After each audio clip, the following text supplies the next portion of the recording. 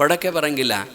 ನಿಮ್ಗೆ ಗೊತ್ತಿರಬೇಕು, ದ್ರೌಪದಿಯ ಶೀರಿ ಸೆಳೆಯುವಾಗ ಶೀರಿ ಕೊಟ್ಟಿಲ್ಲ ಪರಮಾತ್ಮ, ಬೆಟ್ಟದಷ್ಟು ಶೀರಿ ಕೊಟ್ಟ. ಅವೇನು ಪುಗುಶೆಟ್ಟಿ ಕೊಟ್ಟಾನೇನ್ರಿ ದೇವ್ರ? ಪುಗುಶೆಟ್ಟಿ ಕೊಟ್ಟಿಲ್ಲ. ಒಂದು ದಿನ ದ್ರೌಪದಿ ದಿನ ಲಗ್ನ ಆಗಿದ್ದಿಲ್ಲ. ದ್ರೌಪದಿ ದೃಪದ ರಾಜನ ಮಗಳು ದ್ರೌಪದಿ ಇನ್ನ ಲಗ್ನ ಆಗಿದ್ದಿಲ್ಲ. ಪಾಂಡವರನ್ನ ಮದುವೆ ಆಗಿದ್ದಿಲ್ಲ. ತವ್ರ ಮನೆಯಾಗಿದ್ಲು. ತವ್ರ ಮನೆಯಾಗಿದ್ದಾಗ ಏನು ಮಾಡ್ತಿದ್ಲು ಅಂತಂದ್ರೆ, ಮಹಾರಾಣಿ ಆಕಿ ರಾಜನ ಮಗಳು ರಾಣಿ ಗೆಳತಿಯರನ್ನ ಕರ್ಕೊಂಡ ಆ ನದಿ ನೀರಿಗೆ ಹೋಗಿದ್ಲು.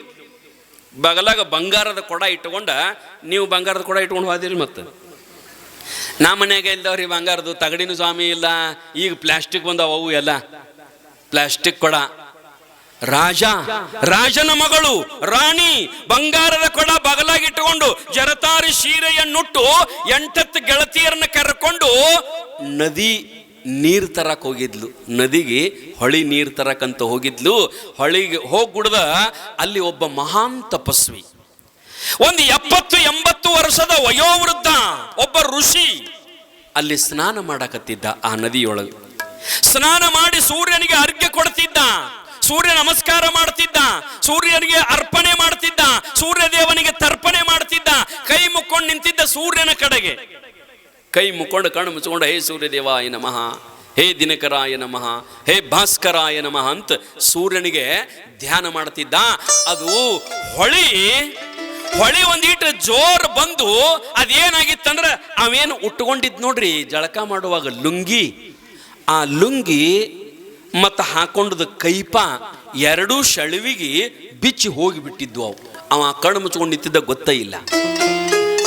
ಕಣ್ಣು ಮುಚ್ಕೊಂಡು ಸೂರ್ಯನಿಗೆ ಅರಿಕೆ ಕೊಡುವಾಗ, ಸೂರ್ಯ ಧ್ಯಾನ ಮಾಡುವಾಗ ಏನು ಮೇಲೆ ಕೈ ಮಾಡ್ಕೊಂಡು ನಿಂತಿದ್ದಲ್ಲ, ತೆಳಗ ಶಳುವಿಗೆ ಅವ ಉಟ್ಕೊಂಡದ ಲುಂಗಿ, ಅದರ ಜೊತೆಗೆ ಮರ್ಯಾದೆಗೆ ಹಾಕೊಂಡದ ಕೌಪಿನ, ಒಂದು 3 ಬಟ್ಟಿನ ಅರ್ಬಿ ಕೌಪಿನ ಹಾಕೊಂಡಿರ್ತಾರ ಕೈಪ, ಅದು ಎರಡೂ ಬಿಚ್ಕೊಂಡು ಹೋಗಿದ್ವು ಅವು.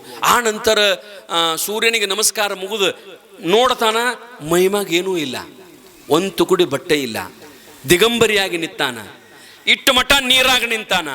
ಇನ್ನೇನು ಮ್ಯಾಲ ಹೋಗ್ಬೇಕಂತ ಬರಾಕತ್ತಿದ್ದ.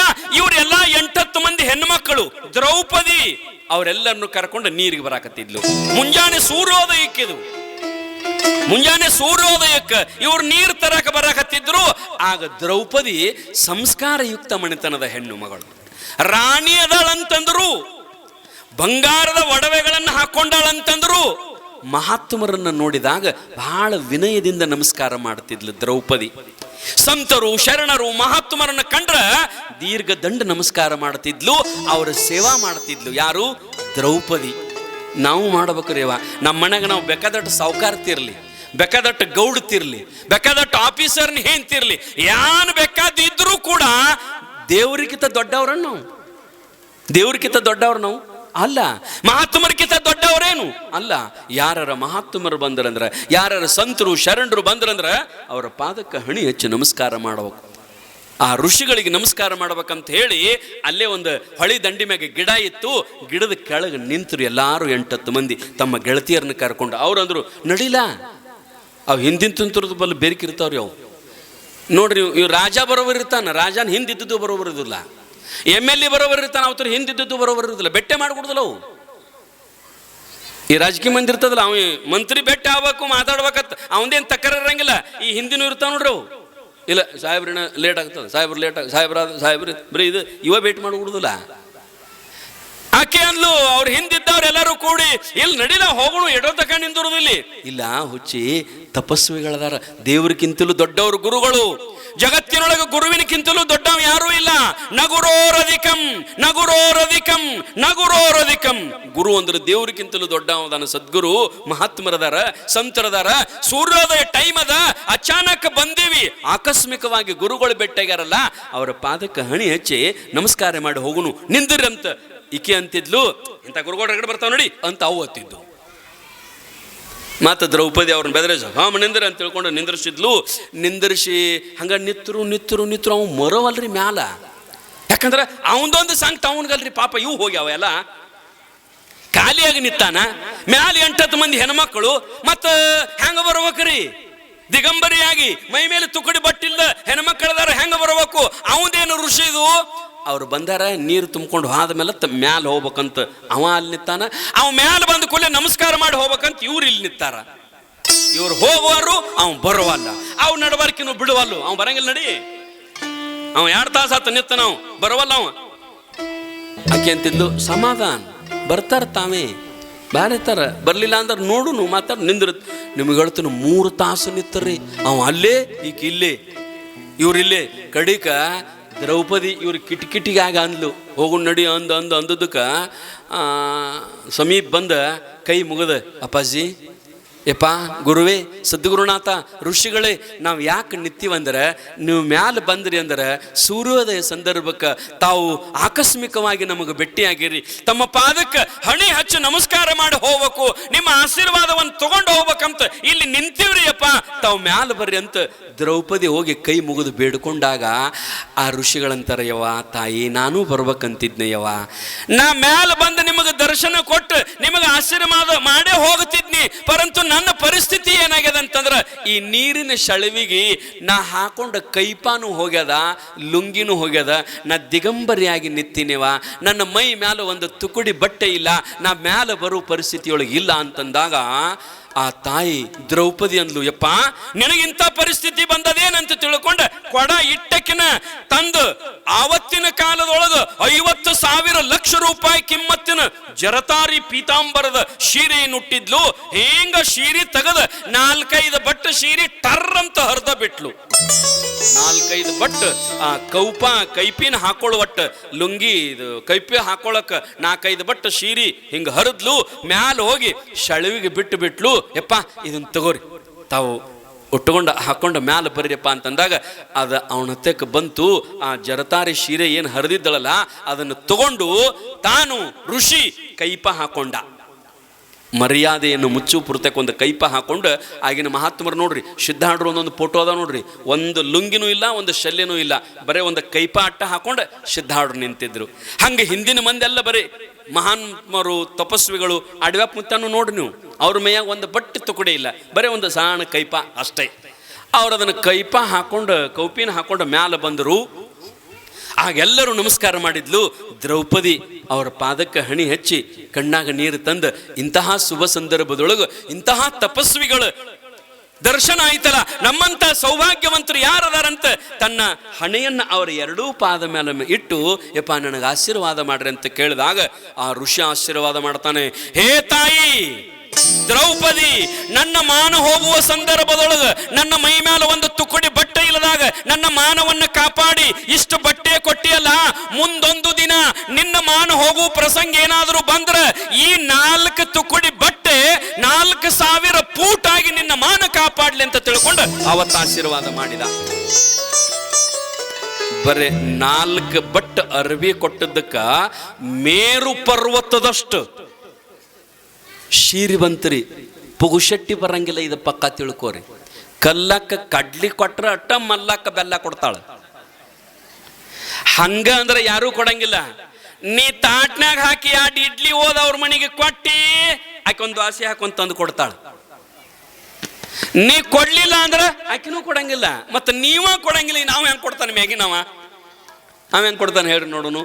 ಕೊಟ್ಟಾಗನ ಕೊಡೋದು, ಕೊಡ್ಲಿಲ್ಲ ಅಂದ್ರೆ ಒಟ್ಟು ಕೊಡ್ಲಿಕ್ಕೆ ಆಗೋದಿಲ್ಲ. ಆ ರೀತಿಯೊಳಗ ನೋಡ್ರಿ, ಗಿಡ ಮರ ಇವು ಎಲ್ಲ ನಮಗೆ ದಾನ ಮಾಡ್ಬೇಕಂತಕ್ಕಂಥದ್ದು ಕಲಿಸ್ತಾವ್ರಿ. ಟೈಮ್ ಆಗ್ಯದ, ಮತ್ತೆ ನಾಳೆ ಹೇಳೋಣ. ಇದೊಂದು ಸಂದರ್ಭ ಹೇಳಿ ಮುಗಿಸ್ತೀನಿ ನಾನು. ಗಿಡ ಪ್ರಕೃತಿ ನೋಡ್ರಿ, ನಿಮ್ಮ ಮನೆ ಮುಂದಿನ ಗಿಡಗಳು, ಮಾವಿನ ಗಿಡ ಹಚ್ಚಿರ್ತೀರಿ ಹೊಲ್ದಾಗ, ತೆಂಗಿನ ಗಿಡ ಹಚ್ಚಿರ್ತೀರಿ ಹೊಲ್ದಾಗ, ಆ ನಂತರ ಚಿಕ್ಕು ಗಿಡ ಹಚ್ಚಿರ್ತೀರಿ ಹೊಲ್ದಾಗ, ಅವು ಕಾಯಿ ಅಕ್ಕವಿಲ್ರಿ. ಮಾವಿನ ಗಿಡ ಟೊಂಗಿ ಮುರ್ಕೊಂಡು ಬೀಳುವಂಗ ಒಂದೊಂದು ಟೊಂಗಿಗೆ 100 ಕಾಯಿ ಆಗತಾವ. ಯಾರ ಸಲುವಾಗಿರಿ? ಯಾರ ಸಲುವಾಗಿ? ಏನ್ ಗಿಡ ತಾವತ್ತಿತಾವ? ನಿಮ್ಮ ಸಲುವಾಗಿರಿ. ಗಿಡ, ಮಾವಿನ ಗಿಡ, ಹಣ್ಣು ಯಾರ ಸಲುವಾಗಿ ಆಗತಾವ ಅಂದ್ರೆ ನಿಮ್ಮ ಸಲುವಾಗಿ ಆಗತಾವ. ಅದಕ್ಕೆ ಅಂತಾರ ನೋಡ್ರಿ, ಒಬ್ಬ ಸಂಸ್ಕೃತ ಕವಿ ಏನಂತಂದ್ರ, ಪರೋಪಕಾರಾಯ ಫಲಂತಿ ವೃಕ್ಷ. ವೃಕ್ಷಗಳು ಫಲವನ್ನು ತಯಾರು ಯಾಕೆ ಮಾಡ್ತಾವ ಅಂದ್ರೆ ಪರರಿಗೆ ಉಪಕಾರ ಮಾಡುವುದಕ್ಕಾಗಿ. ಮಾವಿನ ಗಿಡಕ್ಕೆ ನೀವೇನು ಹೋಗಿ ಹತ್ತಿ ಚಂದ ಹರ್ಕೊಳಂಗಿಲ್ಲ, ಅವ್ರನ್ನ ಕಾಯಿ ಕೀಳಂಗಿಲ್ಲ. ನೀವೇನ್ ಮಾಡ್ತೀರಿ ಅಂದ್ರ ಕಲ್ಲ ಹೋಗಿತೀರಿಲ್ಲ. ಮತ್ತೆ ದೊಡ್ಡ ಗಿಡ ಸಣ್ಣ ಗಿಡಕ್ಕೆ ಹೇಳ್ತಂತ, ದೊಡ್ಡ ಮಾವಿನ ಗಿಡ ಸಣ್ಣ ಗಿಡಕ್ಕೆ ಹೇಳ್ತಂತೆ ಕಲ್ಲು ಉಗಿಯುವಾಗ, ಯವ್ವ ನಿನಗೆ ಕಲ್ಲು ಉಗಿತಾರ, ಯವ್ವ ನಿನಗೆ ಕಲ್ಲು ಉಗಿತಾರ ಅಂತ ಅಳ್ಳಾಕೈತಂತ. ದೊಡ್ಡ ಗಿಡ ಹೇಳ್ತಂತ, ನಾವು ಯಾವಾಗ ದೊಡ್ಡವರಾಕ್ಯೋ ಆಗಾವಾಗ ಕಲ್ಲು ಉಗಿ ಮಂದಿ ಭಾಳ ಇರ್ತತಿ. ನಾವು ಯಾವಾಗ ದೊಡ್ಡವರಾಗತ್ತೀವೋ ಆವಾಗ ಕಲ್ಲುಗಿ ಮಂದಿ ಭಾಳ ಚಾಲು ಆಗತ್ತದ. ನೀನು ಮಗಳಿಗೆ ಹೇಳ್ತದ ಗಿಡ, ದೊಡ್ಡ ಮಾವಿನ ಗಿಡ ಸಣ್ಣ ಗಿಡಕ್ಕೆ ಹೇಳ್ತದ, ನೀನು ಸಾಯು ತನಕ ಬದುಕು, ಆದ್ರೆ ಜೀವನದೊಳಗೆ ಏನು ಮಾಡಂತಂದ್ರೆ ಯಾರು ಬಂದ ನಿನಗೆ 2 ಕಲ್ಲುಗಿತಾರ, 2 ಕಲ್ಲು ಅದವರಿಗೆ 4 ಹಣ್ಣು ಕೊಡು, ನಿನ್ನ ಜೀವನ ಸಾರ್ಥಕ ಆಗ್ತದ ಅಂತ ಮಾವಿನ ಗಿಡ ಹೇಳ್ತದಂತ. ಮಾವಿನ ಗಿಡಕ್ಕೆ ಕಲ್ಲು ಹೋಗದ್ರ 2 ಹಣ್ಣು ಕೊಡ್ತದ. ನಿಮಗೆ ಕಲ್ಲು ಹೋಗದ್ರ ಯಾಕ್ರಿ ಸ್ವಾಮಿ ಕಲ್ಲು ಒಗದು ನೋಡ್ಲಾ, ಊರಿಗೆ ಬರ್ತೇನಿಲ್ಲ ನಾಳೆ ಬಂದೇನು ಅಂತೀರಿ, ಹೌದಿಲ್ಲ? ಆದ್ರೆ ಗಿಡ ಏನು ಹೇಳ್ತದ, ಕಲ್ಲು ಒಗದವ್ರಿಗೆ 2 ಹಣ್ಣು ಕೊಡ್ತದ. ಅದಕ್ಕೆ ಅಂತಿರ್ತಿರ್ಲ ಬಾಯಾಗ ಅನ್ನೋದಟ್ಟ ಎಲ್ಲರೂ ಏನು ಹೇಳ್ಯಾರಲ್ಲ ಹಿಂದಿನ ನಮ್ಮ ಹಿರಿಯರು, ಏನು ವಿಷ ಎರೆದವ್ರಿಗೆ ಹಾಲು ಎರಿ ಅಂತ ದಿವಸ ಅನ್ನೋದ ಇದನ್ನು, ಹೌದಿಲ್ರಿ? ಒಬ್ಬರ ಹಂಗೆ ಎರ್ದಾರೇನು? ನಿಮಗೆ ಇಸ ಎರೆದವ್ರಿಗೆ ಹಾಲು ಎರೆದಿರಿ? ಹಾಲು ಎರೆದವ್ರಿಗೂ ಹಾಲು ಎರೆಯವ್ರ ಅಲ್ಲಿ ನೀವು. ಇಸ ಎರೆದವ್ರಿಗೆ ಹಾಲು ಎರಿದು ಬಿಡ್ರಿ, ಹಾಲು ಎರೆದವ್ರಿಗೂ ಹಾಲು ಎರಿದಂದ್ರೇನು? ಪರೋಪಕಾರ ಮಾಡೋದು, ಒಳ್ಳೇದು ಮಾಡೋದು. ಒಳ್ಳೇದು ಮಾಡಿದವ್ರಿಗೆ ನಾವು ಒಳ್ಳೇದು ಮಾಡೋರಲ್ಲ, ಅಂತ ಜನ ನಾವು. ಅದಕ್ಕೆ ಕವಿಗಳು ಹೇಳ್ತಾರ, ಪರೋಪಕಾರಾಯ ಫಲಂತಿ ವೃಕ್ಷ, ಪರೋಪಕಾರಾಯ ವಹಂತಿ ನದ್ಯ, ಪರೋಪಕಾರಾಯ ದುಹಂತಿ ಗಾವ, ಪರೋಪಕಾರಾರ್ಥಮಿದಂ ಶರೀರಂ. ಈ ಶರೀರ ಬಂದದ್ದನ ಇನ್ನೊಬ್ಬರಿಗೆ ಉಪಕಾರ ಮಾಡಾಕ. ನಿಮ್ಮ ಮನ್ಯಾಗ ಆಕಳದಾವ್ರಿ? ಆಕಳದಾವಿಲ್ರಿ? ಆಕಳ ಹಿಂಡ್ತೀರಿ ನೀವು, ಅದು ಇಳೀತು ಅಂತಂದ್ರೆ ಅದೊಂದು ಸಣ್ಣ ಕರು ಹಾಕಿತ್ತಂದ್ರೆ ಆ ಕರ ಹಿಂಡಾಕ, ಆಕಳ ಹಿಂಡಾಕ ಬರ್ತೀರಿ. ಹಿಂಡುಕಿತ್ತ ಮೊದಲು ಏನ್ ಮಾಡ್ತೀರಿ? ಕರ ಬಿಡ್ತೀರಿ. ಕರ ಎದಕ್ ಬಿಡ್ತೀರಿ? ಏನ ಕರಿಗೆ ಕುಡಿಯಾಕೋ, ಏನ ತರು ಬಿಡ್ಸಾಕೋ? ಕರೆ ಮಾತಾಡ್ರಿ. ಹಾಲು ಆಕಳ ಹಾಲು ಆಕಳ ಕರಿಗೆ ಬಿಡಂಗಿಲ್ಲ ನೀವು. ಆಕಳ ಹಾಲು ಆಕಳ ಕರಿಗೆ ಬಿಡಂಗಿಲ್ಲ. ಆಕಳ ಕರ ಗೂಟ ಕಟ್ಟಿದ್ದು ಬಿಡ್ತೀರಿ. ಎದಕ್ಕ? ತರು ಬಿಡ್ಲಿ ಅಂತ ತಿಳ್ಕೊಂಡು ಹುಡುಗರನ್ನ ಕರೆದ, ಆಕಳ ಕರ ಬಿಡು, ಕರ ಬಿಡು. ಕರ ಹೋಗಿ ಆಕಳ ತನ್ನ ತಾಯಿಯ ಹಾಲನ್ನು ಕುಡಿಬೇಕಂತ ತಿಳ್ಕೊಂಡು ಬಾಲ ಅಳಿಗಾಡಿಸುವಂತ ಹಿಂಗ ಬಾಯಿ ಹಾಕಿ ಒಂದಿಟ್ಟು ಗುದ್ದಿ ಗುದ್ದಿ ಕುಡಿದು ಅದಕ್ಕೆ ರೂಢಿ, ಅದಕ್ಕೆ ಗುದ್ದಿ ಇನ್ನು ಕುಡಿಬೇಕಂತ ಅನುಗುಣದ ಆ ಆಕಳು ನನ್ನ ಮಗಳು ಬಂದದ ಹಾಲೆಲ್ಲ ಕುಡಿಸ್ಬೇಕಂತ ತಿಳ್ಕೊಂಡ ತನ್ನ ಶರೀರದಲ್ಲಿರ್ತಕ್ಕಂಥ ಎಲ್ಲ ಹಾಲನ್ನ ಆ ಜಾಗಕ್ಕೆ ಬಂದು ಹಿಂಗ ತುಂಬಿಕೊಂಡು ನಿತ್ತು ಅಂತಂದ್ರ ನೋಡ್ಬೇಕು ನಾವು. ಜಗ್ ಜಗ್ ಜಗ್ ಪಟ್ನ ಜಗ್ ಅದನ್ನ, ಹೌದಿಲ್ರಿ? ಜಗ್ ಕಟ್ಟದನ್ನ ಗೂಟ ಕಟ್ಟದನ್ನ ಜಗ್ ಮೊದಲು. ಇದು ಆಕಳಿಗೆ ಗೊತ್ತಾಗೋದಿಲ್ಲತ್ತೀರೇನ್ರಿ ನೀವು? ಆಕಳಿಗೆ ಗೊತ್ತಾಗೋದಿಲ್ಲತ್ತೀರಿ? ಗೊತ್ತಾಗ್ತದ ಅದಕ್ಕೆ. ಆದ್ರೆ ಆಕಳೇನು ಸಮಾಧಾನ ಮಾಡ್ಕೊತದ ಅಂತಂದ್ರ, ನಾನು ನನ್ನ ಮಗನಿಗೆ ಹಾಲು ಕುಡಿಸ್ಬೇಕಂತ ಹಿಂಗ ತುಂಬಿಕೊಂಡು ನಿಂತರ ಗೂಟಕ್ಕೆ ಕಟ್ಟಿ ಗಡಿಗೆ ತಗೊಂಡು ಬರ್ತಾಳೆ ಕೆವ್ವ. ಗಡಿಗೆ ತಗೊಂಡು ಬರ್ತಾಳ, ಹಿಂಡ್ಕೊಂತಾಳ. ಅದು ಆಕಳಂತತೆ ಹಿಂಡ್ಕೊಯವ, ಎಟ್ಟು ಹಿಂಡ್ಕೊಂಡು ನೀ ತಿನ್ನು, ನಿನ್ನ ಮಗಳಿಗೆ ತಿನ್ನಿಸು.